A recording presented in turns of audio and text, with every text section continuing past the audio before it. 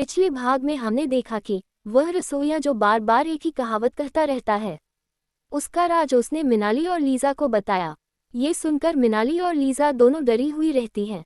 अब आगे, लीजा, क्या अभी तक तुमने सौरभ को वह सब घटनाएं बता दी जिनको हमने उसी दौरान अनुभव किया था? क्या अभी तक तुमने वाकई किसी ऐसी निशानी या तस्वीर को तो अब तक अपने पास तो नहीं रखा है जो उस समय से संबंधित हो? क्योंकि जैसा कि उस रसोइया ने बताया, मुझे वाकई किसी खतरे का अंदेशा हो रहा है। देखो, हम एक बार उस दौर से गुजर चुके हैं, अब दोबारा किसी ऐसी समस्या से गुजरना नहीं चाहते।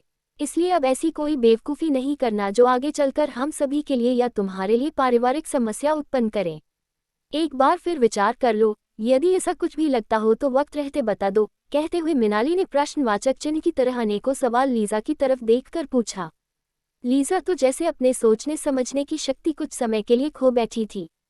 पहले हुरा की कहानी, उसके सैनिकों का कैद होना, अब महज प्रत्यावर्ती किरणों के प्रभाव से सौरभ को ऐसी शक्तियां प्राप्त होना जिसे वह बर्दाश्त न कर सका। आखिर उन शक्तियों का प्रभाव सकारात्मक से जुड़ा है या नकारात्मकता से? अर्थात कहीं त्रुटिवश भी हुरा की शक्तियां सौरभ को तो अपने प्रभाव में नहीं ले पाई। सोचते हुए लीजा इससे पहले और कुछ निर्णय पर पहुंच पाती, अचानक मिनाली के इतने सारे सवाल सुन वह घबरा गई। लीजा ने सोचा भी नहीं था कि उसके साथ अचानक इतना सब कुछ घटित हो जाएगा, वह भी एकदम से। आखिर क्यों, कैसे, कब, उसके साथ ही क्यों? अनेकों सवाल लीजा के जहन में रह रहकर घूमते रहे।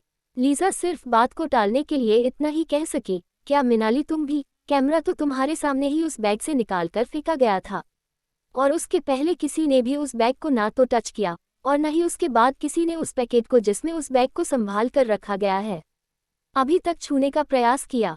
मिनाली, फिर तो तुम तो मेरे साथ शुरू से अंत तक रही हो, फिर आखिर ऐसे सवाल क्यों? मिनाली ने लीजा की तरफ गौर से देखते हुए कहा। शुरू से अंत तक का मतलब नहीं मैडम, ऐसा नहीं है। मैं उस रात वही थी जिसकी अगली सुबह मैंने तुम्हें विक्षिप्त अवस्था में देखा। उसे रात क्या हुआ और तुम्हारा हाल ऐसे कैसे हुआ, ये तुमने आज तक मुझे नहीं बताया। फिर भला कैसे तुम ये कह सकती हो कि मैं हर पल तुम्हारे साथ हूँ? ये सुनते ही लीजा ने सिर्फ इतना ही कहा कि तो क्या वहाँ भी? कहते हुए उसने मिनाली को एक जोरदार चिकुटी काटी और फिर दोनों हंसते हुए आगे बढ़ गई।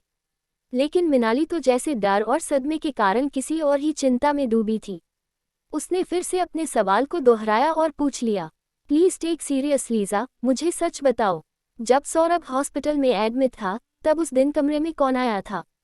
ये सुनते ही लीजा ने मिनाली का हाथ पकड़ ऊपर अपने पास बैठाया और आश्चर्य की मुद्रा में उसकी ओर देखा।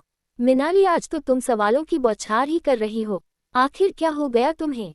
आज सुबह से मैं तुम्हें देख रही हूँ कि तुम मुझसे सवाल पर सवाल ही किए जा रही हो। तभी मिनाली ने लीजा से कहा कि लेकिन तुम भी तो मेरे सवालों का जवाब नहीं दे रही हो। आखिर क्या कारण है जो तुम मेरे सवालों को टाल रही हो और उनका जवाब नहीं दे रही हो?